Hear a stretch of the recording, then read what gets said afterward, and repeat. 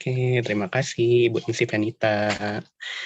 Ya, baik, Assalamualaikum warahmatullahi wabarakatuh. Segala puji dan syukur kita panjatkan kepada Allah Subhanahu wa Ta'ala yang atas rahmat dan hidayahnya telah memberikan kita kemudahan, kesehatan, dan kenikmatan, sehingga kita bisa hadir dan bertatap maya pada acara webinar kali ini.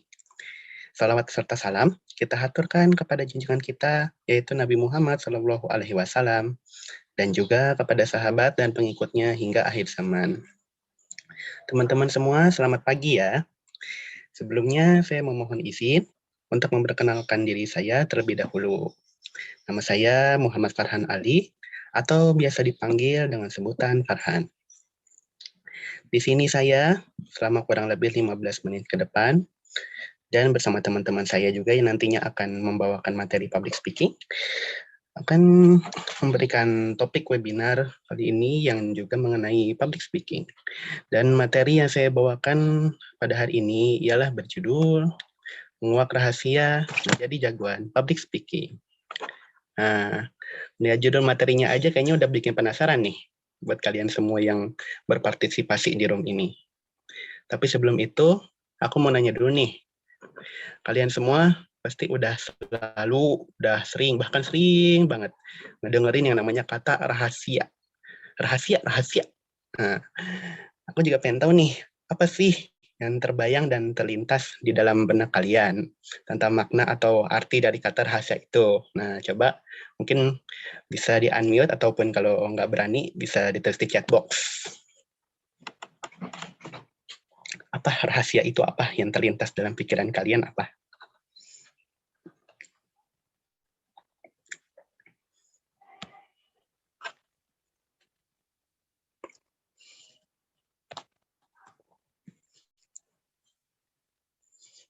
Tidak diberitahu.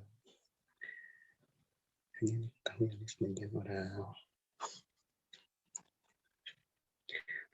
Oke. Hanya diketahui oleh sebagian orang. Oke, ada lagi nggak? Tunggu satu orang lagi nulis deh. Siapa? Cuma buat orang yang bisa dipercaya. Oke. Kayaknya, wah jawabannya pada keren-keren semua nih. Tadi dari Kak Venita, rahasia itu adalah hal yang tidak diberitahu. Terus yang kedua dari Kak Salwa nih. Rahasia itu adalah hal yang hanya diketahui oleh sebagian orang. Dan terakhir dari Kang Davin, rahasia itu adalah cuma buat orang yang bisa dipercaya. Wow, ini mah kayaknya udah spesifik banget.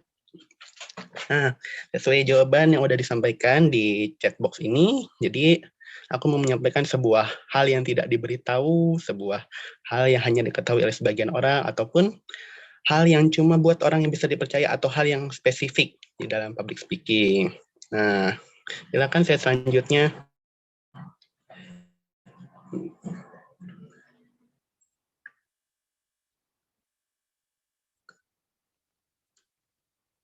Nah, di set selanjutnya ini, tuh aku nulis pertanyaan lagi kan di situ.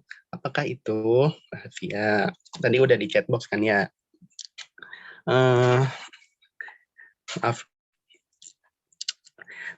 Maaf, mungkin slide selanjutnya lagi. Itu tadi sudah terlewat. Nah, di sini aku nulis lagi nih. Menjadi jagoan public speaking. Pasti bertanya lagi nih, rahasia public speaking itu apa sih? Loh, emang ada rahasianya?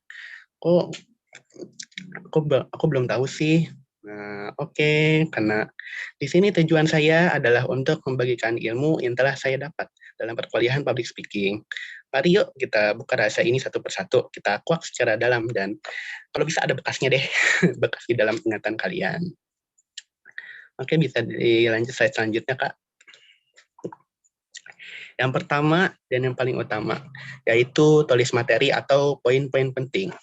Lebih dari itu, kalian harus mempersiapkan fisik dan jiwa raga kalian dulu. Nah, di sini udah pada makan semua belum?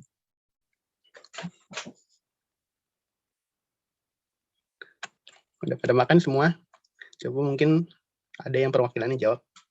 Sudah, Kang Nanda sudah. Oh, Kak Salwa kok belum? Nah, makan itu penting biar nanti kalau apalagi kalau Kang Bayu juga belum makan, padahal makan itu penting loh biar nanti kalau otak kalian jadi encer buat nulis materi. Nah, habis makan kalian biasanya minum apa nih? Minum apa? Minuman kesukaan kalian apa? Kalau saya tadi minum susu, air putih hangat. Oh, mungkin ini ya, rumahnya daerah dingin kali ya. Air putih. Ini juga Kang Davi minum air. Pinter, pinter, pinter. Nah, oke. Nah, kenapa kita harus makan dan minum dulu sebelum nulis materi? Karena biar otak kita encer, otak kita bisa mencerna, dan ide-ide yang akan disampaikan itu bisa tersalurkan dengan mudah. Nah, dan selanjutnya Kak,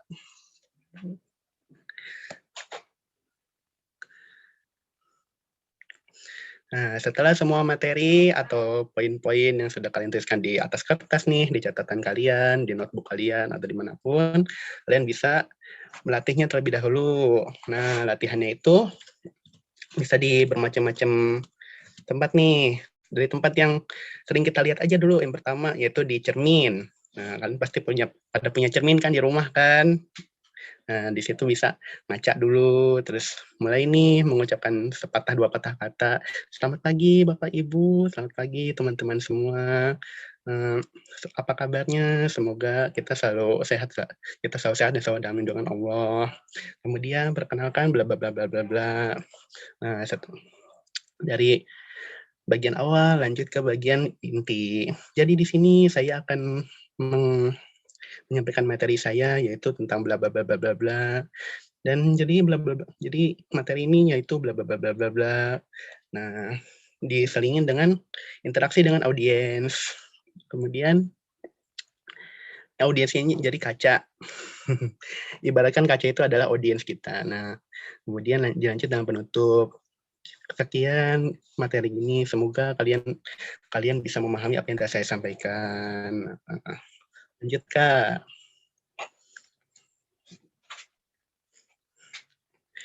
Yang ketiga, setelah menulis poin-poin dan latihan, sampailah kita pada acara yang ditunggu-tunggu, yaitu acara sebenarnya.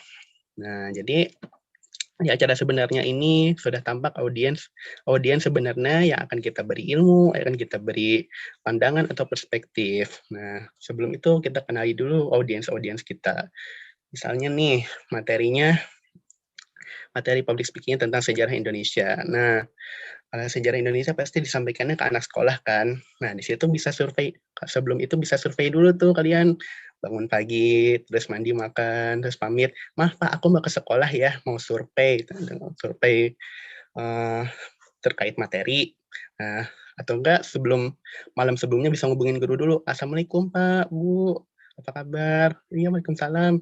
Ini saya pengen survei nih, mau menyampaikan public speaking tentang sejarah. Oh iya, boleh, boleh, boleh. Nah, kan kalau survei itu mah biasanya pasti akan mengenali lebih dalam ya teman-teman ya. Jadi nanti kalau pas hari H-nya kita udah tahu nih karakter audiensnya seperti apa. Jadi nggak berhenti di tengah jalan begitu. Lanjut Kak. Nah, sebelum kita memulai pembicaraan yang akan kita sampaikan kepada orang banyak, sebagai umat beragama, tentunya kita tak lupa untuk berdoa kepada Allah atau Tuhan Yang Maha Esa. Karena seringkali kita merasa ketakutan ketika akan melakukan kegiatan yang ada hubungannya dengan berbicara di depan orang banyak. Apa yang sudah disiapkan kadang mendadak hilang dari ingatan karena merasa deg-degan.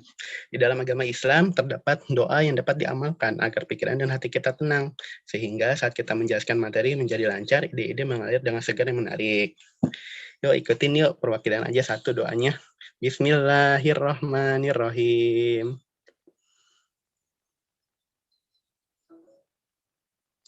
Ya, ikutin 1, 2, 3. Bismillahirrahmanirrahim. Rabbi shrahli sadri. Yassir li amri. Ahlul 'uqdatam min lisani. Yafqahu qawli. Amin. Artinya, ya Allah, lapangkanlah dadaku dan mudahkanlah urusanku dan lancarkanlah lisanku agar mereka memahami perkataanku. Kalau di dalam cerita agama Islam, doa tersebut adalah doa Nabi Musa alaihissalam.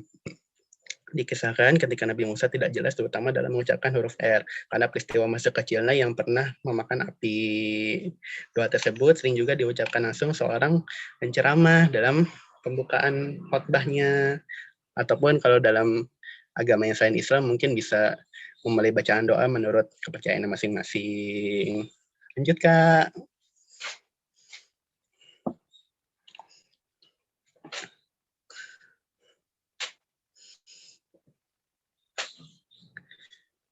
Gimana Kak? Nah, oke. Yang kelima, jadilah diri sendiri dan fokus dengan pesan yang disampaikan. Sesuai yang tadi sudah disampaikan oleh main speaker yaitu Pak Armin, bahwa kita harus sebisa mungkin menampilkan brand kita, art step kita. Tadi di sini ada yang ikutan kuis nggak? Maksudnya ikut join kuis, ngeklik yang tadi link yang disampaikan Pak Armin. Oh, enggak ya. Oh, ikut. Kananda ikut. Tipenya apa? Kananda boleh ditulis di chat box aja. Iya, yang step benar.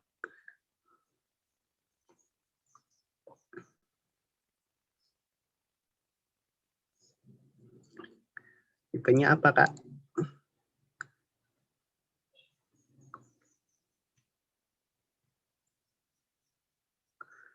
Oh, boleh.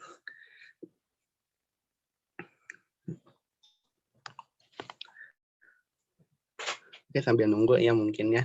Jadi ya begitu apa yang sudah disampaikan Pak Armin tadi bahwa kita harus menemukan brand kita seperti contohnya tadi Barack Obama. Barack Obama itu kalau berbicara sangat berapi-api, berbeda dengan Jim Carrey yang kalau berbicara lucu. Dari Kang Nanda, ininya magician nih. Wah, keren juga. Keren juga nih, tapi bukan magician pesulap ya, Kak. Mungkin kalau diartikan dalam kuis itu magician itu bisa merubah keadaan ya, Kak ya, merubah keadaan menjadi lebih baik ya. Nah, jadi kalau menjadi diri sendiri itu banyak manfaatnya loh Kak. Gitu bisa mengendalikan pikiran dan emosi, belajar lebih berempati, menumbuhkan rasa percaya diri dan meningkatkan keterampilan leadership. Nah, kita juga harus fokus dengan pesan yang disampaikan.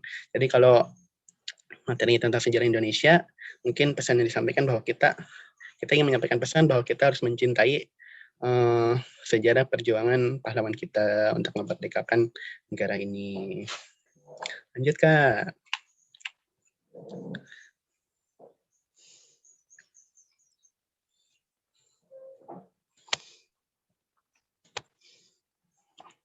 Kita masih berapa menit lagi nih Kak waktunya? Masih cukup nggak?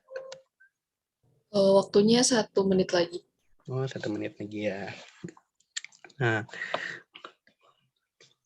dalam public speaking itu nggak selamanya kita harus tegang terus. Kadang-kala kita harus menyelipkan humor, harus menyelipkan bahan lawakan agar mencairkan suasana gitu Kak. Jadi kayak ice breaking tapi ini versi lucu-lucuannya Kak. Nah, ini saya menemukan 3 kalimat humor di sini. Yang pertama, ada seorang public speaker yang berkata, saya melihat teman saya dan terinspirasi.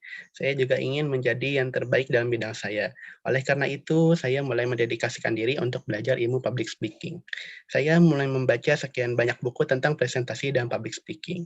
Saya mulai mengikuti pelatihan dari pembicara, baik dalam maupun luar negeri. Saya melihat ada satu program online course tentang storytelling, total 7 CD dengan harga $147. Saya beli. Dan saya hanya tahu, saya tidak hanya itu, saya melihat ada program lain tentang bagaimana menjadi pembicara yang humoris. 10 DVD dan 15 CD dengan harga dari $700. Saya tahu itu mahal, tapi saya sudah berkomitmen, saya ingin menjadi yang terbaik. Oleh karena itu, nah dia memberhentikan ucapannya di situ. Pasti kalau dalam pikiran kalian, pasti dia akan mengeluarkan kocek lebih ya. Tapi ternyata apa jawabannya? Jawabannya adalah, oleh karena itu saya pinjam dari teman dan saya copy. Itu bagian dari humor. Oke, Kak, satu lagi.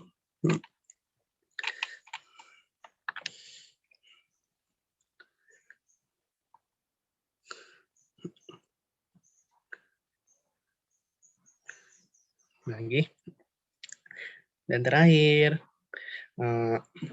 acara terakhir adalah belajar dari kesalahan. Mungkin dari semua karakter audiens kita tadi, nggak ada yang tidak sesuai dengan keinginan kita, atau kita mungkin tidak berlatih, pembukaan yang biasa saja, tidak mengenali audiens. Nah, disitulah kita harus bisa mengakui kesalahan kita dengan kalimat terakhir, saya memohon maaf bila ada salah-salah kata. Nah, dengan itu mungkin audiens kita akan menghargai, akan menyimpulkan, oh ini tadi mungkin menurutku salah, tapi dia sudah berani mengakui kesalahannya. Nah, sekian presentasi dari saya. Terima kasih atas perhatiannya. Apakah ada pertanyaan dari akang-akang dan kakak-kakak di sini?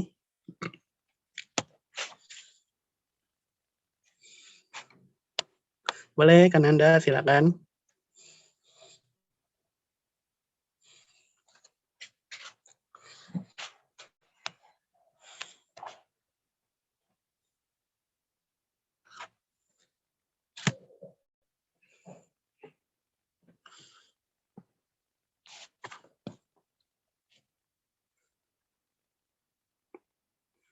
Open mic aja agak panjang soalnya ternyata pas mau Apa? Silakan.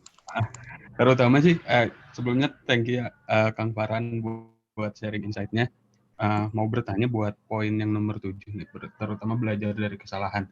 Nah, secara secara umumnya itu terlebih yang saya rasakan gitu ketika kita menggali apa weaknesses kita dan apa strength kita itu lebih cenderung ketemu weaknesses-nya gitu. Nah, terus ketika kita menemukan itu dan kita posisinya itu sebagai speaker gitu, supaya kita improve di next-nya dan enggak ibaratnya terperangkap menghukum diri karena kita lebih menyadari kesalahan kita apa gitu. Ada yang bisa kita lakukan nggak sih? Dan juga ketika sesi berlangsung ada nggak sih metode yang recommended gitu supaya kita lebih tahu gitu bahwa kesalahan ini tuh yang memang akan impactful terhadap si improvementnya gitu. Mode ya. Kalau jawaban saya sendiri, tadi saya sempat menemukan materi bahwa kalau weakness kita itu bisa ditutupi dengan menganggapnya sebagai lelucon. Jadi tidak benar-benar memunculkan kelemahan kita gitu, Kak. Jadi dianggap sebagai lelucon kalau misalnya kita bicaranya cadel, mungkin bisa diceritain tentang orang cadel. Nah, jadi bisa menutupi kecadelan kita itu, Kak. Itu mungkin yang saya dapat tadi. Mungkin masih kurang ya.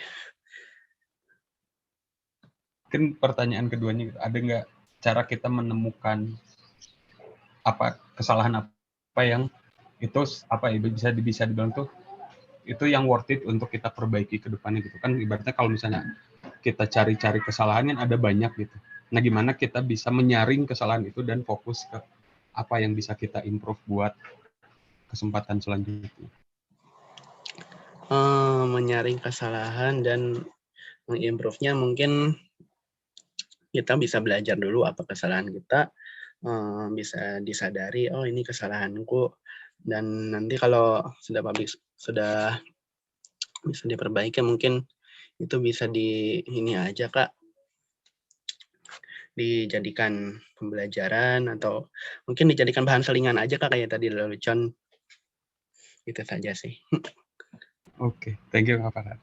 Iya, sama-sama. Ada lagi?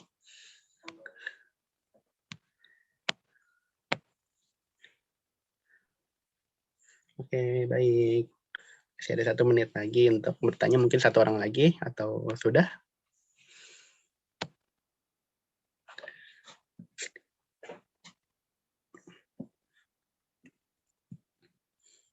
Mungkin udah nggak ada lagi ya yang bertanya ya selain Kang Nanda ya. Oke kalau begitu saya tutup saja presentasi kali ini. Terima kasih atas perhatiannya ya teman-teman semua dan saya akan menyerahkannya kepada pembicara selanjutnya. Wabillahi taufiq wal hidayah. Wassalamualaikum warahmatullahi wabarakatuh.